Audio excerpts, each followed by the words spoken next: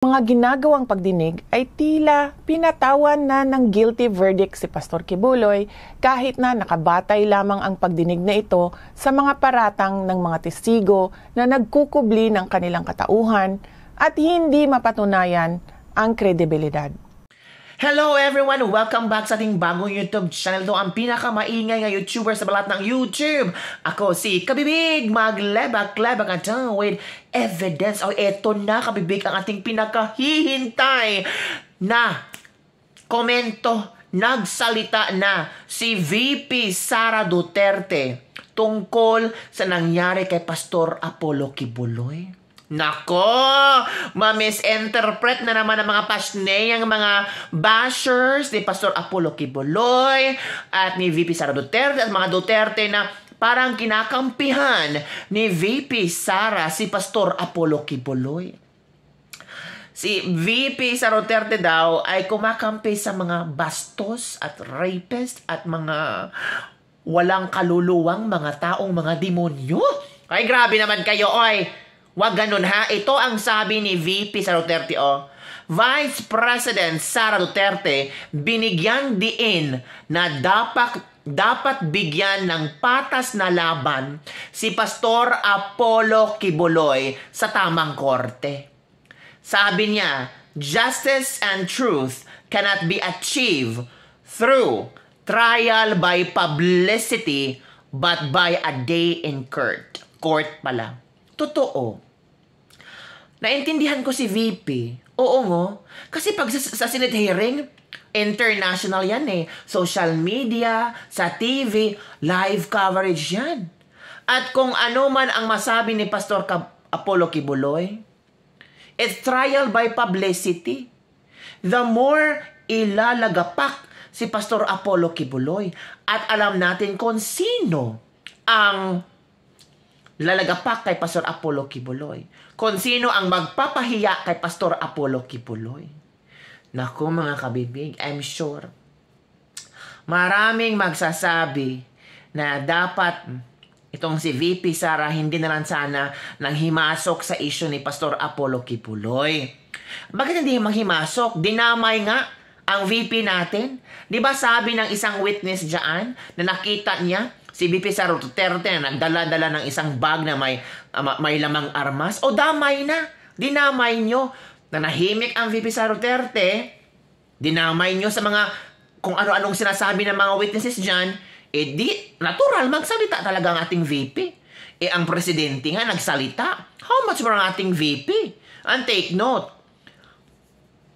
caretaker siya sa bansa natin ngayon kasi ang ating presidente pumunta sa Germany at Czech Republic. So, let's analyze kung ano ang ibig sabihin ni VP Sara sa kanyang sinasabi. Gusto niyo makita? Watch this video. Mga kababayan, ako po ay nakikiisa sa panawagan ng pagpapairal ng batas at katarungan sa hinaharap na isyu ni Pastor Apollo Kibuloy at ng Sunshine Media Network Incorporated.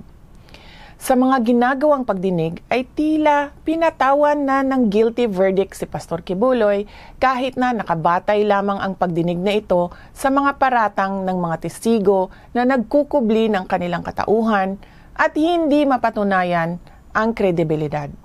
Marami sa atin ang naniniwala na ang dinaranas ngayon ni Pastor Kibuloy ay isang pandarahas at hindi patas. Bukod sa hearing na walang pinatutunguhan, ay kabilang rin dito ang indefinite suspension ng broadcasting network na SMNI na isang issue ng media freedom. Hindi biro ang mga pangyayari at paratang na ganito. Nararapat lamang na mabigyan ng patas na laban at sa tamang korte. Ika nga sa Mateo chapter 5 verses 11 to 12. Pinagpala ang mga nilalait at inuusig ng mga tao at pinaparatangan ng lahat ng uri ng kasamaan na pawang kasinungalingan ng dahil sa akin. Magsaya kayo at maggalak sapagkat malaki ang inyong gantimpala sa langit. Alalahanin ninyong inuusig din ang mga propetang nauna sa inyo. Sana po ay maging gabay natin ang mga bersikulong ito patungo sa kaginhawaan at mabigyan tayo ng tibay ng loob sa pagharap sa mga pagsubok pagtitiis at pag-uusig ngayon. Lagi po tayong manalangin para sa hustisya at katotohanan. Justice and the truth cannot be achieved in trial by publicity, but by a day in court. Syukran. Bilang paglilinaw, hindi po niya tinatalikuran ang obligasyong sagutin ang mga paratang sa kanya. Ang nais po niya ay sagutin ito sa tamang espasyo kung saan matatamo niya ang isang patas na pagdinig at paggalang sa kanyang karapatan sa due process. Higit sa lahat po, Ginoong Tagapangulo, ang akusasyon po laban kay Pastor ay nasa bakuran na ng kagawaran ng hustisya na kanilang isilasampa sa naaayong korte. Hindi na po magkakaroon ng saysay ang ating pagdinig sapagkat nasa kamay na po ito ng hudikatura. Nasa kanila po ang kapangyarihan upang magpataw ng desisyon at kung sino po ang inosente at kung sino po ang nagkasala. Hindi na rin po siguro kakailanganin pa na magkaroon ng hiwalay pang pag-uusisa ang dalawang sangay ng lehislatura sa mataas at malaking kapulungan na dagdag na isinasagawa ng ehekutibo sa pamamagitan ng kagawaran ng hustisya. Masyado na pong sa palagay ko ay magastos ito. Bilang pangwakas po, nais ko pong ihayag sa opisyal na record ang ating kahilingan. Ang mabigyan po ng konsiderasyon ang hiling ni Pastor laban sa contempt order ng Committee on Women, Children, Family Relations, and Gender Equality at mabigyan ng daan ang pagpapalabas po ng show cause order kay Pastor sa susunod na pagdinig. Ginoong Tagapangulo, sa puntong ito ay isa lamang po ang ating kahilingan para kay Pastor Apollo Kibuloy.